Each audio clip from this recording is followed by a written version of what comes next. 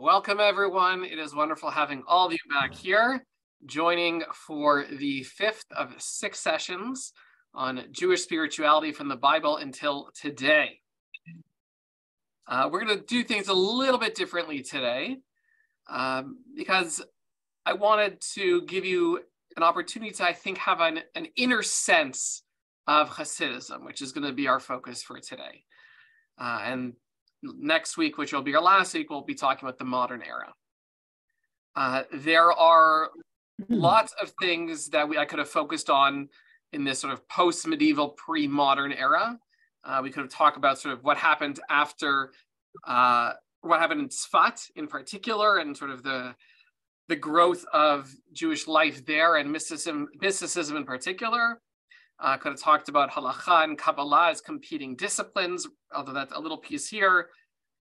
Different kinds of mysticism. We could have talked about women's piety. We could have talked about the Musar movement, but wanted to talk about Hasidism. But instead of really talking about it, I wanted us to look at some sources, and I thought, let's look at the Parsha. Why don't we look at some Hasidic commentaries on this week's Parsha, Parshat Vayeshev? Because I think that'll help us understand maybe what it felt like to be a chassid, the kinds of questions they've been asking, the kinds of feelings they needed to be reinforced or given, or what kind of compassion they needed to hear from their leaders. Very, very briefly, Hasidism is not the same thing as Haredi Judaism. Hasidism is a particular kind of Jewish belief system and practice, started in Eastern Europe, present-day Ukraine, in the mid part of the 18th century, with the Baal Shem Tov, and it was largely led by different Hasidic courts, right? So all these different rebbes developed over time in different places, and oftentimes their own sons took over for them. The major focus was that being Jewish should be sort of a direct relationship between a Jew and God, often experienced through prayer or some substitute for prayer, like meditation, or something even more spontaneous in terms of voice and body. It was not about fastidious adherence to Jewish law, or spending all your time poring over Jewish texts. Importantly, there was a group that became known as the Mitnagdim or Misnagdim, depending on your kind of pronunciation, which literally just means those who are opposed, right, from the root neged, and they were the ones who were opposed to Hasidism. They're opposed to Hasidism's approach to Judaism, opposed to their practices, opposed to their rebbes, and it's been joked about a modern day a 19th century, 18th century Jewish Romeo and Juliet would have the Hasidim and Misnagdim coming together, one against another. But we're not going to look at Mitnagdim at all. We're going to really look at Hasidism. I want a little show and tell first. An excellent coffee table book came out this past year, Historical Atlas of Hasidism. It gives you a real understanding of how Hasidism spread from community to community, with wonderful maps like this one, right? Different dynasties, how one group led from one place to the next, and just some really wonderful pictures of the shtibels, the shuls, and gives you a real sense of where people were. Anyway, worth looking at. Some Hasidic texts, particularly commentaries, are only available in Yiddish, aside from short quotations here and there. So we're not going to be looking at those because my Yiddish is basically non-existent. Some are written in Hebrew, and a lot are available now in English. I actually have a fairly substantial Hasidic collection. The reality is I don't know a lot about Hasidut, and I don't want to pretend to know a lot about Hasidut. the times I tend to lean on it more are usually Parshiot and Vayikra, particularly the first half of Vayikra, which honestly can be hard to drush on as a rabbi, the sacrifices, the leprosy. So for that, hold on 1 second.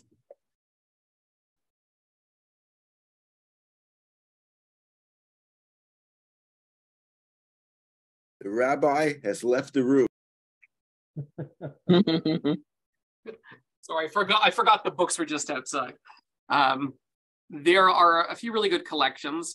I like this one. We're going to look at it first. The Soul of the Torah. So quotes from several different Hasidic works. We're going to see that first. We're going to look at the Sfas Emes, the Sfat Emet. So this is selections from translated into English with commentary. He died in 1905. And a very difficult and important collection translated into English as Sacred Fire. This is by Kalanimus Kalmish Shapira. He died in the Warsaw Ghetto in 1942. And some of his drushes were saved and ultimately published and translated. So if we have a chance, we're going to look at some of that as well. It's the Esh Kodesh in Hebrew. So this week's Parsha is Parshat Vayeshev, and it begins, Vayeshev Yaakov be'eretz migurei aviv be'eretz Canaan. Now Jacob was settled in the land where his father had sojourned, the land of Canaan. And so begins the story of Joseph. Okay? It begins with Jacob settling in the land of Canaan. I'm going to pull up my screen now, and we'll get a sense of the texts. Okay, we can all see this? Yes? Yes. Okay, excellent. So, first commentary reads, taking the letters of the word of Vayeshev, the Yud, Shin, the Vet, and the Vav, Rabbi Asher Horowitz said that the word Vayeshev stands for Yirei Shamayim. This is Beseser, but it's Beseter, depending on, again, how you read things. Vegalgui. A Jew must be a God-fearing person, both in the revealed and the esoteric aspects of life. So first of all, who agrees with the sentiment?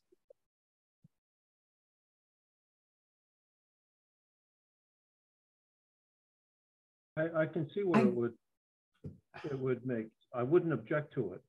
Okay. You wouldn't object to it. Would anyone object to it? I don't totally understand it, so I can't object or really agree. Okay. I'm with you, Lynn. Yeah. That's not and not understanding Hasidism is maybe a common theme in the next hour, if that's okay. But the idea of having a deep-seated Yirei Shamayim, fear or awe of heaven, is something which stretch across Hasidic texts. So they're translating as esoteric, but the hidden and the revealed parts of life. So one way of doing it is possibly, in your head versus what you're doing that people can actually see.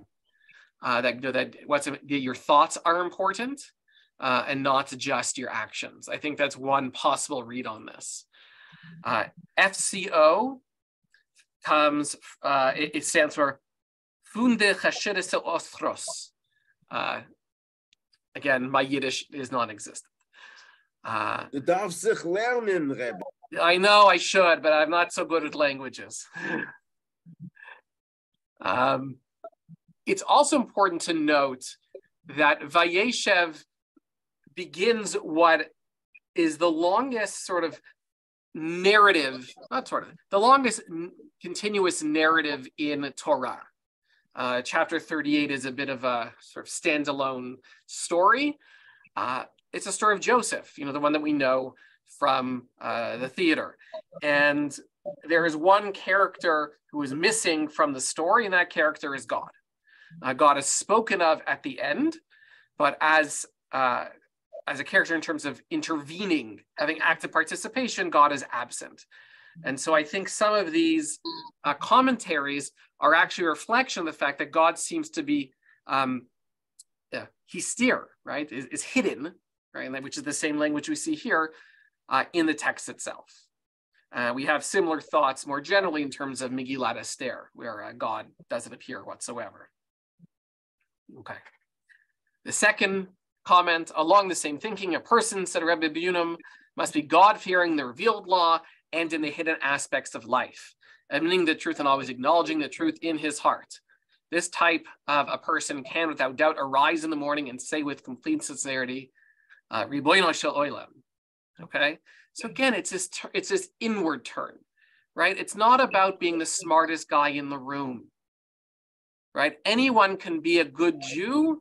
You have to work on yourself, okay, with fear of God in particular. As distinct from like Musar, which starts a little bit later than Hasidism, which is more about sort of how you relate to other people. Okay. The Chidushei Harim was asked why we say the fear of heaven and not the fear of God. Actually, I didn't understand that one. Let's go to the next one. Top of page 58. I might understood it, so it wasn't interesting. The reason it says these are the generation Toldotechem of Jacob, which is the next line of the parsha. It says, Ela Toldot Yaakov Yosef ben Shvasrei Shana Haya Roet Echa Batzon Behu Na'ar. So why does it talk about the language of Toldot, the generations? It says, is to teach us that a Jew must never be satisfied with his momentary spiritual status, must constantly strive toward higher spiritual goals. The word signifies the generation that tzaddikim are their good deeds. The Ribanover, which one of the rabbis said that this pasuk is a lesson for us to reach higher goals in the performance of our deeds. So this is sort of a classic Hasidic read. In English, we have, this is the line of Jacob, right? It's not a particularly interesting pasuk, right? These are the generations of Jacob. It's one that we see all the time, particularly in Bereshit. But they're reading into, what does it mean to have generations?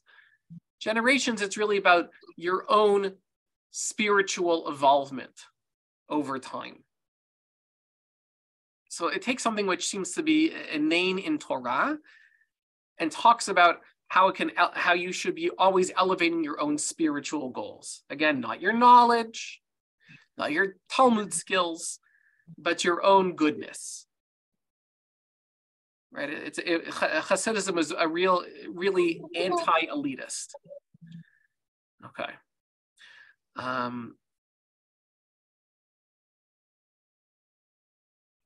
The next one I'll skip. Let's look at the one underneath, the Kotznitzer. The Kotznitzer gave an interesting interpretation of the pasuk, of the verse. His brothers saw that it was he whom their father loved most of all his brothers, so they hated him and they were not able to speak to him peacefully. Okay, so this is obviously Joseph's brothers, talking about Joseph and then how their father loved Joseph the most. The brothers could not tolerate Joseph's friendly behavior to them. They said to him that if he considered them as sinners because they were doing things incorrectly, then he was obligated to hate them. As it says, when one sees someone commit a sin, it is a mitzvah to dislike him. So if he was being polite and pleasant, it meant that he did not see them committing any sins. Then the only reason he was polite was that he insisted on maligning them. For that, they hated him. Anyone follow? Mm-hmm. Okay, Claude, I want to explain it to the rest of us. How can I explain what I just heard? I think what the Hasidim is saying to the Magnidim is that they are like Joseph's brothers towards them. So you think that this is a sort of intra-Jewish dynamic playing out? Yeah. Okay. Okay. It seems Excuse me, that Rabbi, Joseph, what does that mean? An intra, what does that mean? Heather. I think, Heather, I think you missed part of the beginning that about the Hasidim versus the anti-Hasidim. And Claudette is reading this as a polemic with respect to Hasidim and the anti-Hasidim. You got to understand the history of when these two were going on in the 18th century, you know, and what they were, you know, the conversations they were having against and towards each other.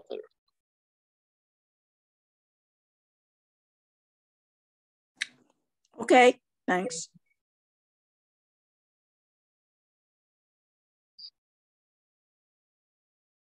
So I think one of the things that this is doing is it's, first of all, it's trying to teach a lesson that this idea of disliking someone who is sinning, which is an interesting lesson unto itself, but also trying to figure out what to do with Joseph.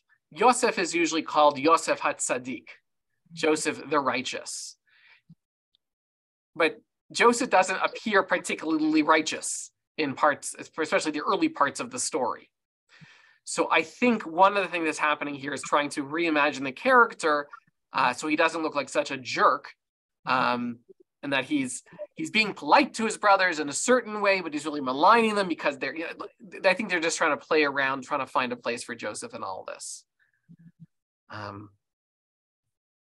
well, it seems to me, Rabbi, that they're trying to find a way, whichever way they can, to put Joseph in a bad light. So if he doesn't see that they're not doing something they should do, or if they're doing something wrong, and he's obligated to point that out to them, and to make an issue of it, but he's not doing that, and instead he's being nice to them, then he is really, by being nice to them, saying they're bad. This kind of thinking is antediluvian. It's certainly a challenging one. And I was hoping someone could come up with a way of explaining it in the way that I could fully understand it, because I couldn't, and I don't know if I'm any further along that path. But the next few are a little bit, I think, easier to take in. Rabbi, I'm wondering if Joseph couldn't see the sins of the hatred that his brothers had towards him because he was naive. Yeah, that's what I was thinking. I was thinking that the brothers didn't take into consideration his youth. You know, he was younger than all of them, and youth makes mistakes. You know, they say things, you know, a teenager say things that they don't always mean, but they just say it. But he wasn't like that. Yes, he was. He ran off his mouth about his dreams and tell his parents and his brothers that they're going to be bowing down to him, you know? So here's a teenager who doesn't know how to handle or how to be diplomatic about things that they communicate to the rest of the family. That's a good point. Claudette, I think that is a good point. It's Heather. But I'm wondering, as a human, as a Jew, is it for us to point out to someone else what they are doing incorrectly? So, is it our job? Is it how we show our Jewishness? There is a positive mitzvah, and again, because I don't have it in the Yiddish, I couldn't tell you if that's exactly what it's referring to here, of hochech tochech et amitecha, that you have a positive obligation. You're required to reprove your countrymen. So if you see someone misbehaving, that you are required to step in. Now, there are reams written on this this mitzvah. What if you know they're not going to listen to you? Does that not in fact make it worse? Because now they're sinning, with warning, basically.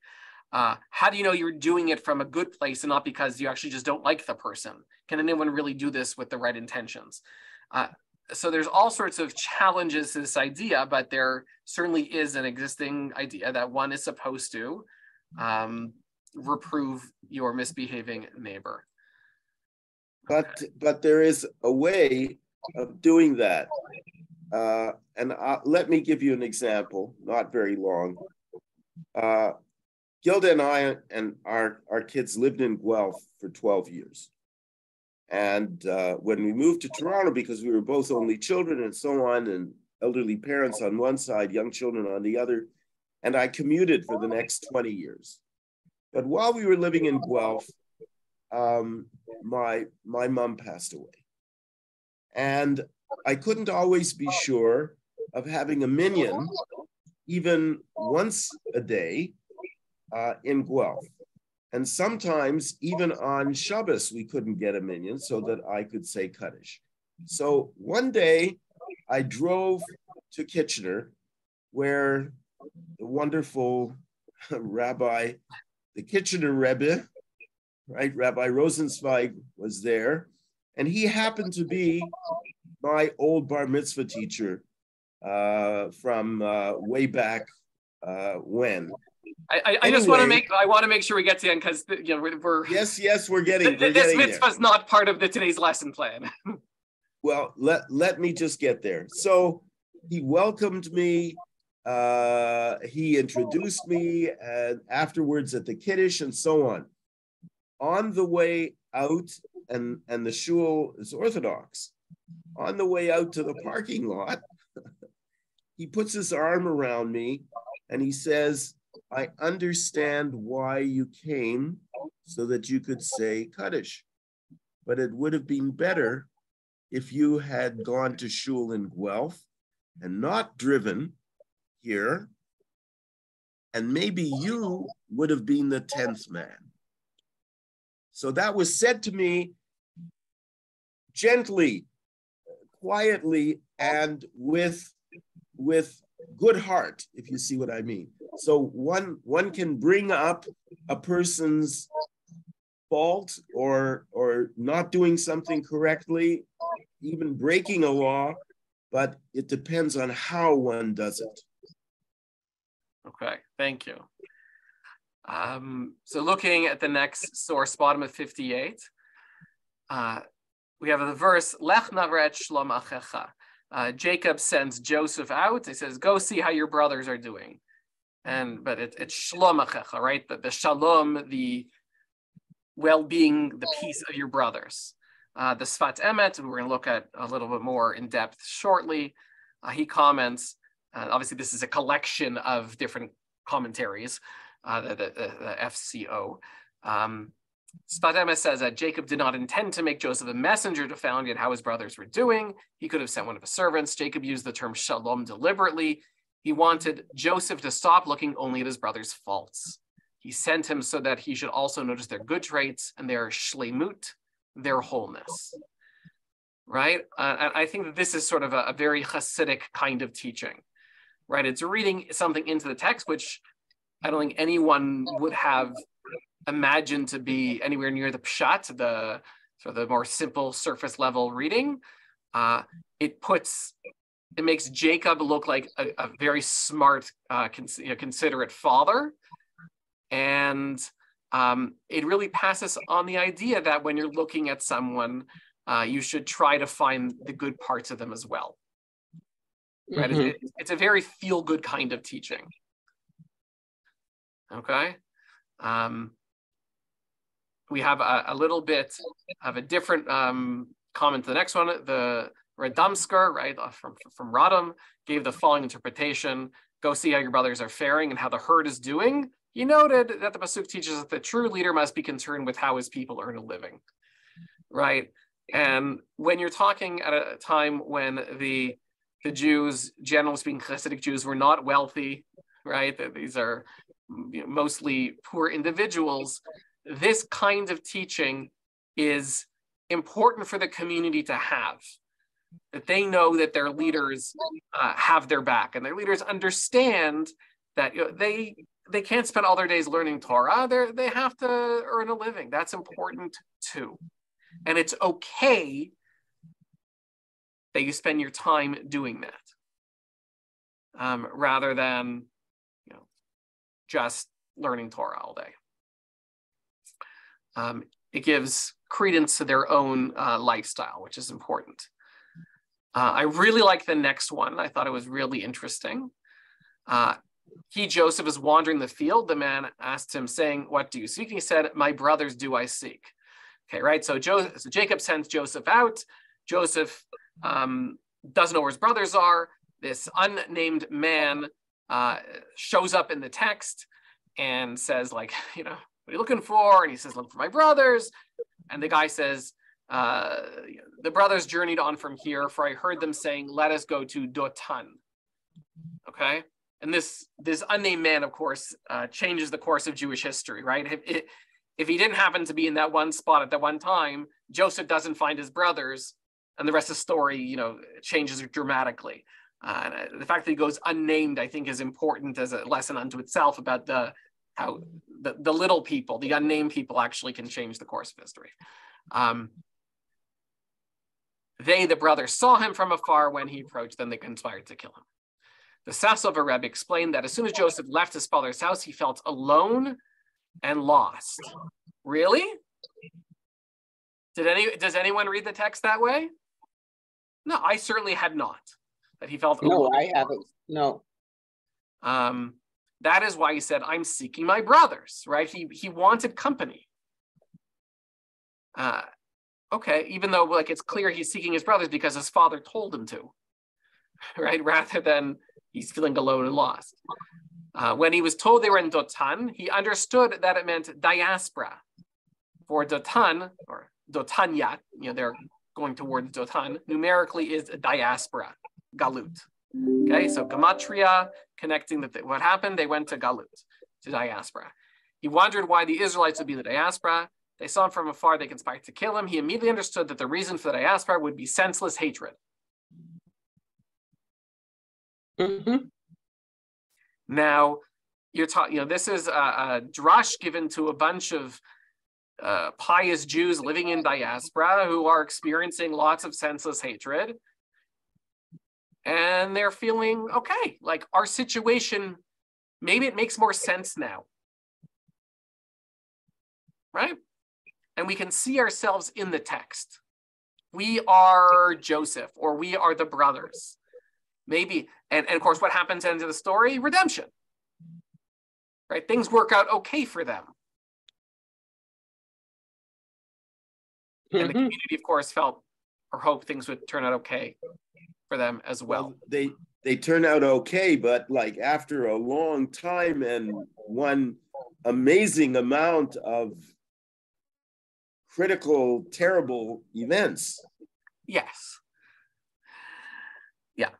Okay. But that is the journey. I think they would see it as the journey of being a Jew, you know, the ups and downs of it. Yeah. Okay. I'm going to go to the next page.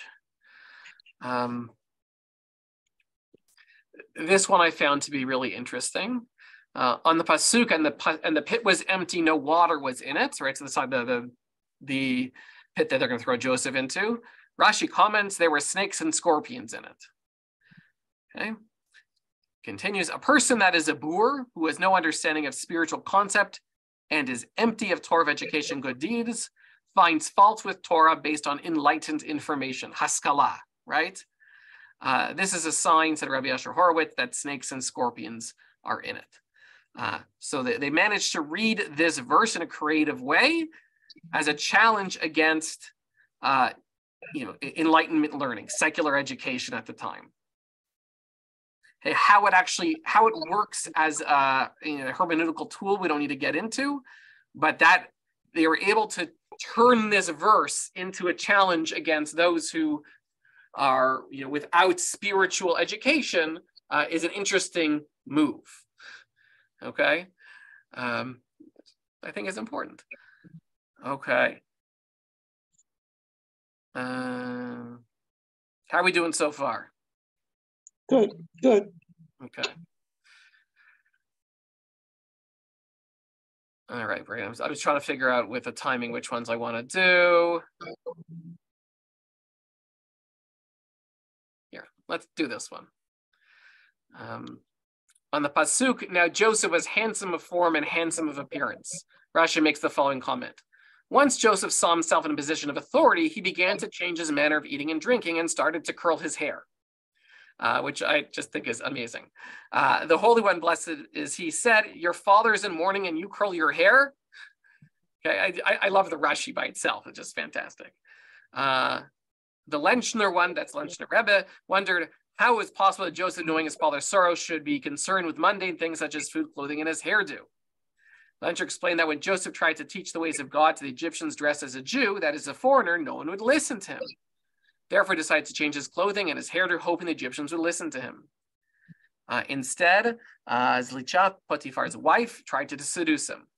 The pasuk continues, and she caught hold of him by his garment, saying, lie with me, but he left his garment in her hands and he fled and went outside. Joseph went home and started to reflect on his behavior. He came to the conclusion that because he was dressed as Egyptian, Potiphar's wife wanted to take advantage of him. At that point, did he leave his garment and fled? He resumed his original behavior. What a creative and nice reading of a text, right? And it's important to realize, it's commentary on commentary, right? One of the things we talked about last week, or maybe it's 2 weeks ago, was, okay, can we do a drush on Torah text? Yes, we can absolutely read into Torah text. Torah text understood historically to be, divine, and so it's multi-layered, multifaceted. There's 70 faces to the Torah. Okay, and we can read it, but I'd say creatively. Okay, we read into it in all sorts of different ways. What about the rest of Tanakh, Nevi'im, Ketuvim? Well, yeah, Nevi'im, it's understood as prophetic works. Okay, Ketuvim as well, although a little less so, but it's something like Tehillim, we certainly could because it's from King David. And Kohelet, it's from King Solomon. Okay, we can read these in creative and interesting ways because there's a sense of sacredness and divinity in those texts. But what we also started to see was finding spirituality and finding new reads on Talmudic texts, rabbinic texts, okay, things that no one argues are have the same degree of sanctity as Torah does, right? Now, I think we can read rabbinic texts in different ways. I think we can use different academic tools to read them differently, right? And we use different manuscripts and read them in light of feminism and ecology, and you can do a Marxist reading of it, whatever it is. But can you apply like interesting hermeneutical tools? This word is used here and is used there, therefore these concepts must be related. Can you use gematria on a Talmudic text? Is that a valid approach? Some might say yes, some might say no. And what's happening in this teaching here, it's, I would say, an expansion, not exactly a commentary, but an expansion on a Rashi, right? And Rashi, I'd have to check the source, is probably himself quoting a midrash, right? 70% of Rashi is just Rashi choosing what midrash to publish. 70%. Why he chooses those is interesting. The specific ones he chooses, because he always has a choice. But this is obviously an expansion on a Rashi, right? So this is 700 years after Rashi, 600 years after Rashi, and expanding on it to get to a message which is, you might try to be like them. You might even try to be like them for good reason, so that they'll listen to you. But you can't give up your identity. Mm-hmm. Because if you do, bad things are going to happen. The women are going to chase after you, for one thing.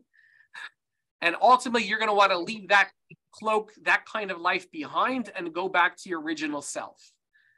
Right? And this is the kind of teaching you can imagine a Hasidic teacher or parent teaching today. Right? This is why we wear the clothing that we wear. Now, there's stories out there of, people asking a chassid, like, do you really think Moshe Rabbeinu had payas and wore a big black hat as he made his way through the wilderness, right?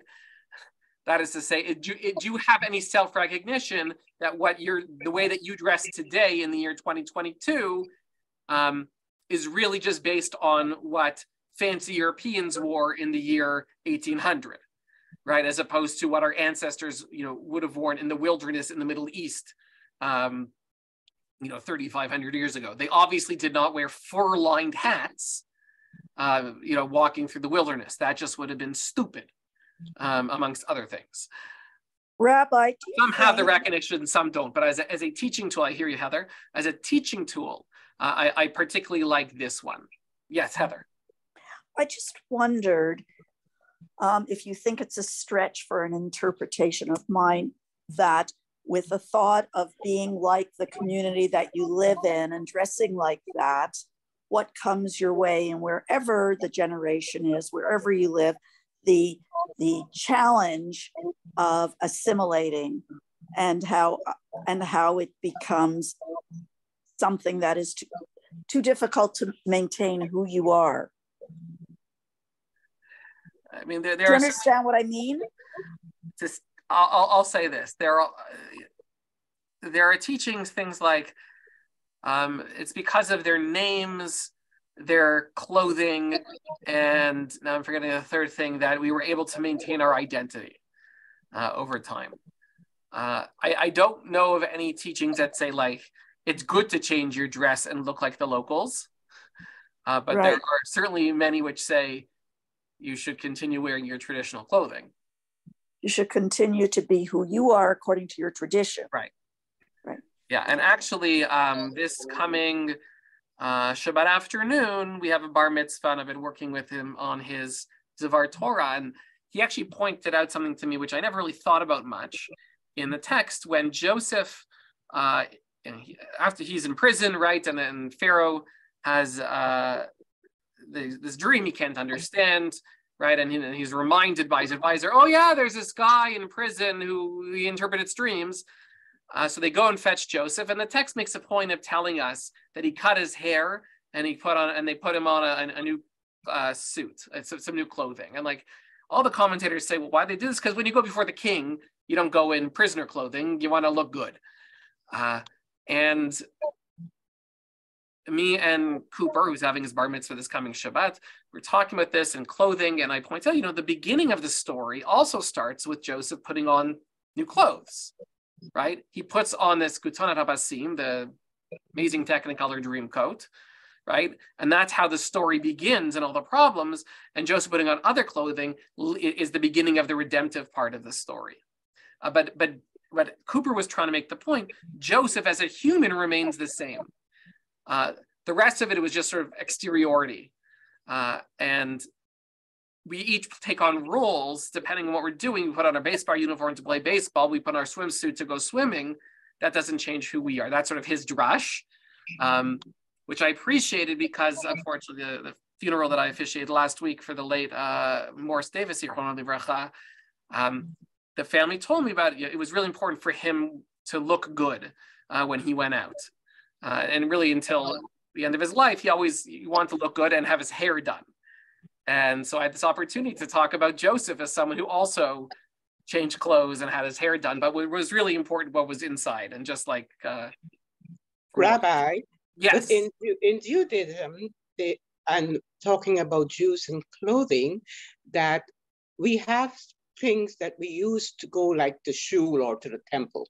You shouldn't wear the normal work clothes to the temple or the shul. I think somewhere in Judaism it says that you must dress like you're going before a king. Yeah, there definitely there's more than one source. I couldn't tell you off the top of my head where exactly to look. When we appear before the Kadosh Baruch Hu, the Melech Melchei Melachim, the King of all kings, we should minimally look like the way we'd appear to an earthly king. The idea of Hidur Mitzvah, of beautifying the commandments, is one which is in the Talmud itself, particularly around Lulav and Etrog, but it gets expanded. And that's where we have the idea of Mahadrin, that we're sort of making something more beautiful, sometimes by spending more money on it. And yeah, there are times when we should look good. And I think if we're created in the image of God, that we understand that to be solely, spiritually. But I think we can take a piece on saying we want to look good. God created us; we shouldn't look our worst. Yeah. Rabbi, isn't there a line in Azir Shimoshe, Ze'eli v'yanvehu? That is exactly the line that the Talmud uses, and it looks at Ze'eli v'anvehu, and it says anvehu is ani v'hu, he and I, and just like God does this, I should do this. Mm-hmm. So we should be like God in certain ways. Very good, Arnie. I would like to suggest, if no one has ever read a story called Eli the Fanatic by Philip Roth. Yes. Which was published, I think, but I'm not sure, in Commentary as a short story, but appeared later in his first book, which was Goodbye Columbus and Other Stories. Yep. Right? Goodbye Columbus is a novella, so there was room in the book to put a whole bunch of other stories. And Eli the Fanatic is one of the most profound things I think that Philip Roth has ever written, and it has to do with clothing that was, one could say, typical of a Chassid, yes, and how a modern American Jew gradually changes his views and understanding, and once a year puts on those clothes in order to remember what being a Jew was all about. It's a fun story. It's worth reading. And I'm putting together a literary program for 2024, which is featuring two female Jewish Canadian writers. And one of the suggested titles that I came up with is Philip Roth is Dead. So far, no one else seems to think that's a good title. So anyway, I'm a big Philip Roth fan. So I did not win the, I put a bid in to purchase one of his typewriters from his estate, but I was not successful in my bid by a long shot. Okay. This is from the Sfas Emes, so the second book I showed you, that's translated and interpreted on by Art Green, who teaches at Hebrew College in Boston. Rabbi Yehuda Leib Alter of Ger, the Alter Rebbe. This is his work. His brothers saw that Jacob loved him more than all his brothers. They hated him and were not able to speak well of him. Okay, we already saw this pasuk as being drashed on by Hasidim. The verse does not mention that Joseph's brothers hated him because of his talebearing. In fact, it seems likely that Jacob did not tell them the bad reports Joseph brought about them, right? Joseph is telling Jacob bad things about his brothers. It's not like Jacob's going to start turning to the rest of the brothers and say, you should beat up on Joseph. He's snitching on you, right? That's not the kind of behavior we're likely to see from Jacob. Rather, it seems that the reason the Torah tells us that Joseph brought ill reports about them to their father is to establish a reason why Joseph had to be sold to Egypt. Had he remained with their father and continued to bring those ill reports, the tribes would have been pushed aside altogether. Interesting. Okay. The meaning is thus: the task of the tzaddik, and remember, Joseph is Yosef HaTzaddik, is to raise up before God the good deeds of Israel. But Joseph was not yet sufficiently whole until after his trial. Only then is he called Yosef the Tzaddik, bringing up only the good deeds. Then they could all be together with their father. But prior to this, when he would still bring in those bad reports, it was necessary for him to go down into Egypt. Why then should any sin be ascribed to the brothers in selling Joseph to Egypt, right? Like, you can't have it both ways, because if all their deeds had been proper in the first place, there'd been no danger his telling his father what he did. So there's the last paragraph is just sort of solving an internal problem with the text based on the initial read of the text. But the point here is saying, what does a tzaddik do? And this is something which we don't have really anywhere else in, as far as I know, Jewish thought. We have it from Moshe, right? Moshe, to some extent, is supposed to be speaking and pleading on behalf of the people, okay? Prophets, a little bit, right? But here we have, what is the role of tzaddik? That tzaddik is supposed to stand in front of God and say, I know they're not perfect, but let me tell you all of the good things that they've done. And that'll hopefully, save them. And it's a really interesting drush on what's going on here and why the need to, why is this tale-bearing even mentioned at all, right? And Joseph has to get to a point in his own life that he can really be a tzaddik. It's for him. He needs the trial of being thrown into the pit and sold into slavery and living in the prison, right? He needs it so he can live out his destiny of being the tzaddik that he could become. In his older age, he recognized that because he said it to his brother.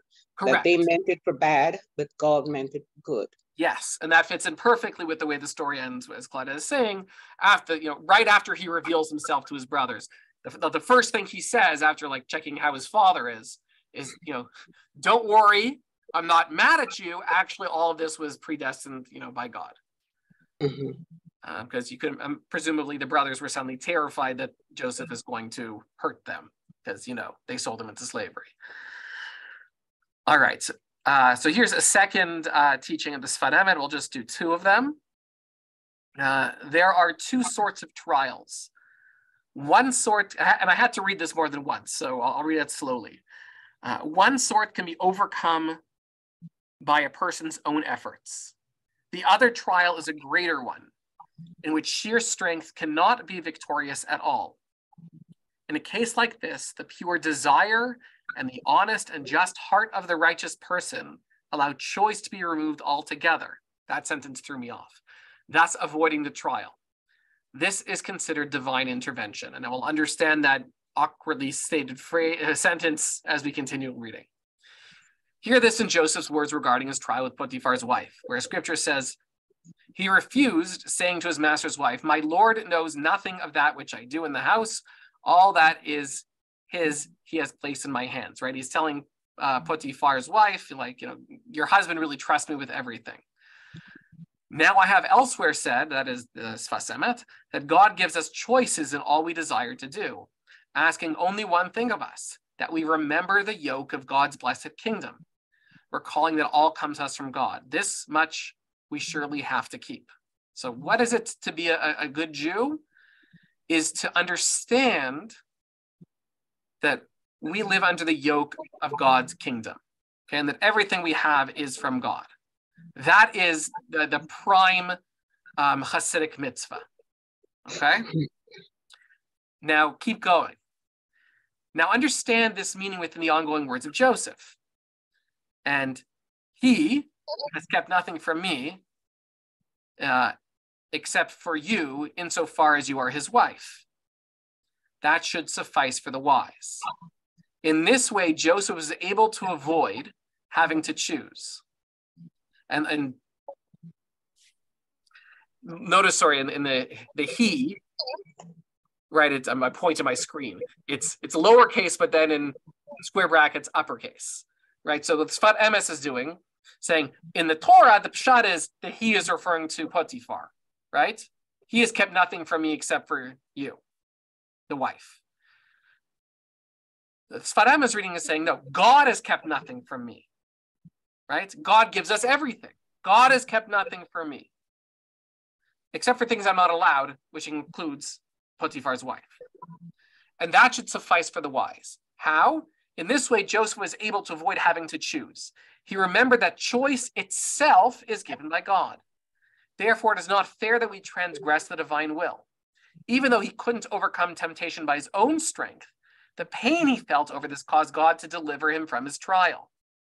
Okay? He was pained by this opportunity and potential that he might do something bad by sleeping with Potiphar's wife, that God gives him support. This was our first preparation for exile. Now, the meta story, since Egypt contained within it all our exiles. The essence of exile is that it makes for additional choice. If there were no need to choose, humanity would be truly free. When we are able to avoid choosing, we will come to complete redemption. Understand this. Okay. And so let's read the Art Green commenting on this. In this teaching, we see reflected an approach most closely associated with Mordechai Yosef of Bizka, a fellow disciple of the Kotzker with the Sfat Emet's grandfather Yitzchak Meir. The Ibitzer believed in the abandonment of freedom of the will. He sought to have his disciples see freedom as illusory, recognize that all comes from God, and that the only seeming freedom humans have is that of doing evil and abandoning the path of truth. One who wants to lead the good life should pray that such freedom be taken from him. Only in this way can our willfulness be fully subjugated to the good. Okay? It's not the way I think about the world, but this idea of if we really love God, we have no choice in our actions. That is the path towards redemption, right? We lose the ability to choose because the correct path will always be clear to us, right? Choice always entails the possibility of doing something bad. And we won't be able to do anything bad if we're truly focused on being connected to the Kadosh Baruch Hu. And the Kadosh Baruch Hu will step in and will assist us if we have the right kind of faith. Okay? Faith, of course, for Hasidim is really, really important. They talk about God in a way which the law books certainly do not. Right? The Misnagdim are less interested in having this relationship and more interested in, what's the halacha here? It's not that Chassids don't believe in halacha, they do, but it's not at the center of their universe in the way that it is for other Jews. You can see this one way, obviously Chabad is its own sort of thing within the Chassidic world, but their approach to zmanim, to time, is very liberal. Like their shul start at 10 a.m. on Shabbos. It's like well past the time you're allowed to daven. But that's when people come to shul, so they're okay with starting late. And this is true around the world. It's not just in North America. Go to Chabad in Thailand, they start at 10 o'clock. Okay. Was this an interesting one? No, this was too hard. Okay. May I just interject something? Sure. The first part of the previous section, where it talked about the importance of a tzaddik to stand up for his people, it struck me there is a fairly well-known Yiddish song where the singer brings God before a bet din because God has not fulfilled his responsibility. That is, it's very moving and very beautiful.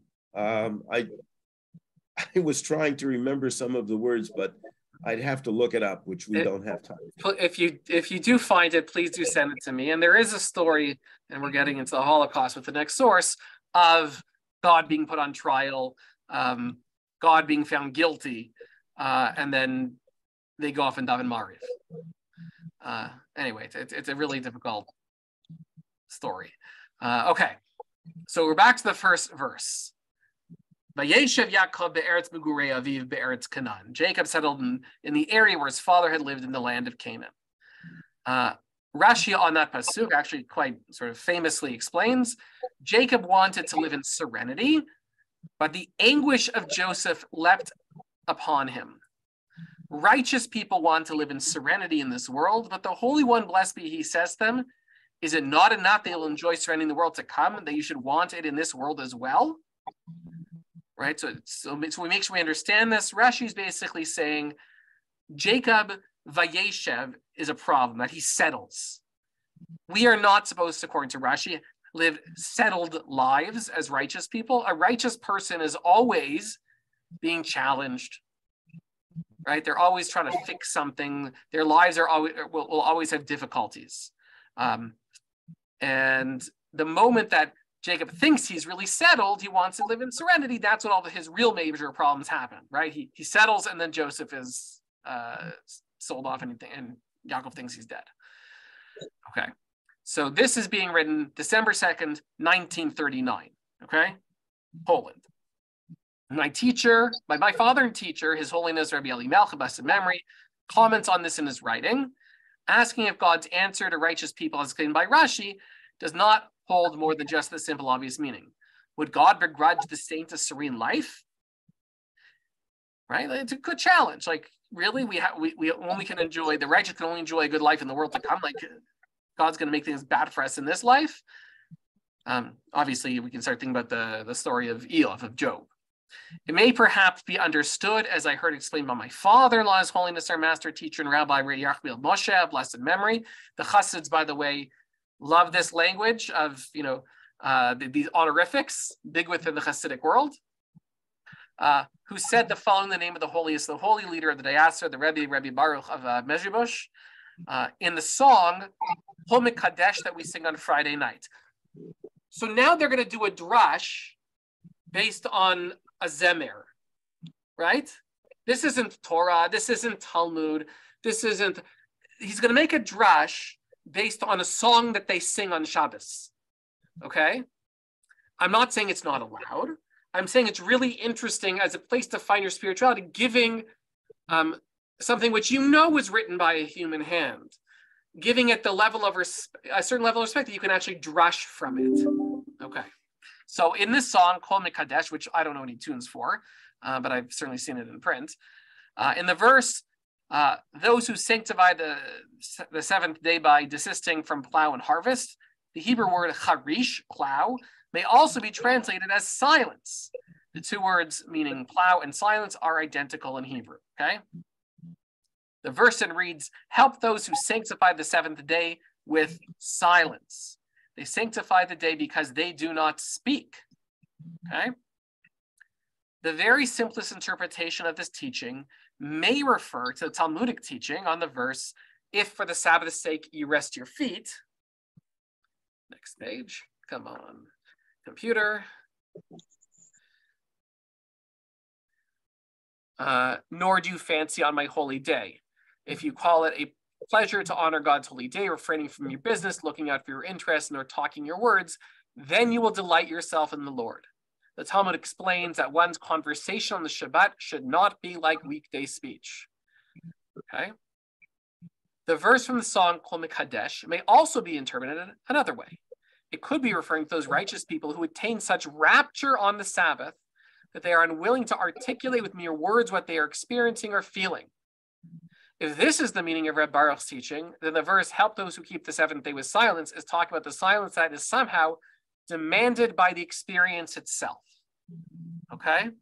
So we started off the beginning pasuk, the beginning verse from this week's parsha about Jacob settling, and we looked at the Rashi about the righteous people really can't settle in this world. And then the question is, really, is God's not going to let them settle in this world? And now they're bringing in this song that the Chassids sing on Friday night, and they bring in this idea of, well, not plowing, it's actually silence, and with this idea of being silent on Shabbat, and it's silence which is demanded by the experience itself, right? They've gone many, many, many steps, and I'm explaining it to you, but I want you to understand, like I want you to picture yourself, in this little shul that they're in, it's 1939, they're understanding all of this, right? The medium is very clear to them.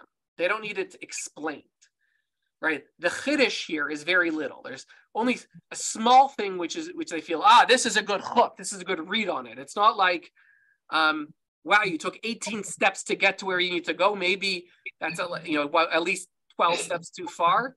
They've already taken the first several steps, because that's their interpretive mode already. They're used to this kind of drush. What then is the difference between the Hebrew words charish and almut, muteness? Okay, so what's the difference between silence and muteness? When the Torah uses the word charish, there is generally plenty to be said, but the subject refrains from speaking. For example, when Mordechai tells Esther, if you remain silent at this time, im hacharesh tacharishi, then relief and deliverance will appear for the Jews from elsewhere, but you and your father's house will perish. Right?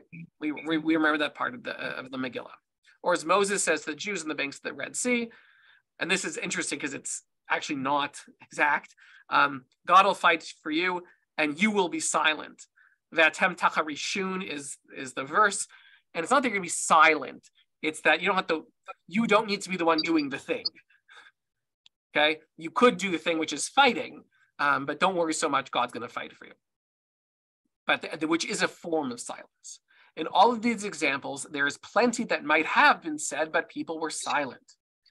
Very different is the Jewish person who is, God forbid, so broken and crushed that he's nothing to say, who does not appreciate or understand what is happening to him, who does not possess the faculties with which to assess or assimilate his experiences, who no longer has the mind or the heart with which to incorporate the experience. For him, silence is not a choice. His is the muteness of one incapable of speech. Okay. Now keep staying with him. It's December 1939. There are times it is understood by the Jew when survival means being reduced, God forbid, to petty, small-minded, and spiritually diminished behavior. Then the Jew cheers himself, adapts and adjusts at times and difficulties until the wrath passes. He says to himself, it is true that now I am mute, but even a mute can communicate a little with grunts and gestures. I too will speak a little in this way, communicating even in my muteness. When, however, the suffering of the Jewish people continues growing and everyone is even more broken and crushed, then we reach the level we read of in this week's portion. Joseph describes his first dream to his brothers. Behold, he tells them, we were binding sheaves in the field. Then my sheath stood up erect, and your sheaves surrounded and bowed down to my sheath. The Hebrew for the binding of sheaves is me'alamim alumim, which is identical to the Hebrew for being mute, as though Joseph had said, we are struck dumb in the field. The word field in Joseph's dream, right? This is just again and again, it keeps on adding on, is a reference to the Kabbalistic concept of the holy field in which all Jews toil. Look, said Isaac of Jacob, the scent of my son is the scent of a field blessed by God. That's the proof text for what a field could mean.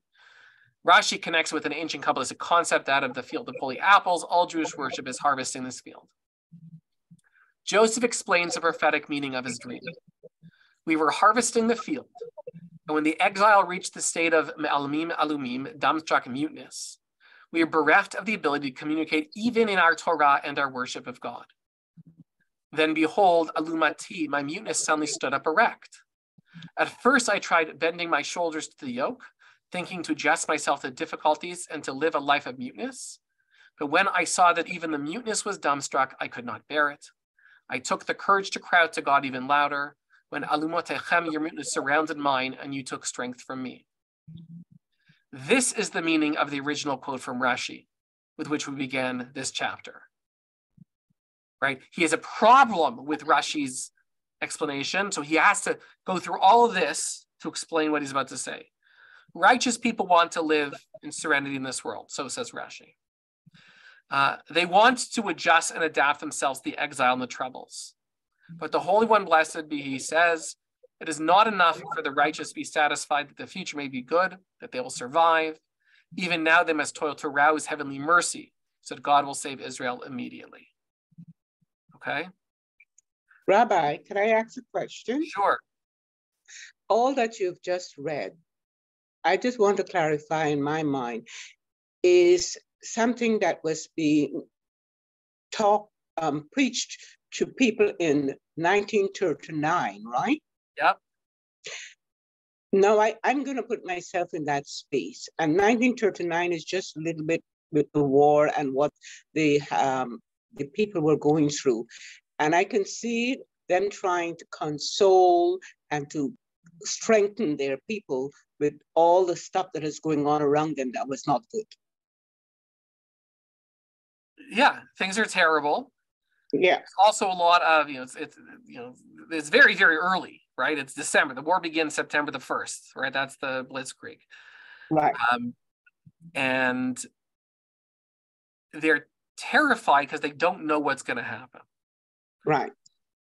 They think of themselves as being righteous. Right. And they want to understand how to process their feelings of being scared of the challenges in life. Even now they must toil to arouse heavenly mercies that God will save Israel immediately, right? The more you toil, the faster you will be saved, okay?